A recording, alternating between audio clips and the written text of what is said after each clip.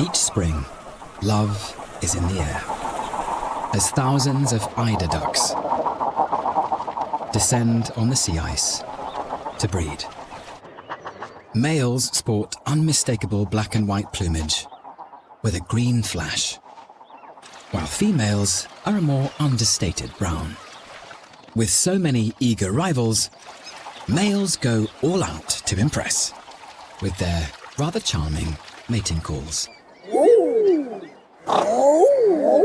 Creating the sound requires a strong, highly flexible neck. In fact, male neck muscles are 50% thicker than those of females. The call may sound unusual to us, but for highly competitive males, the noise triggers a chorus of rivals.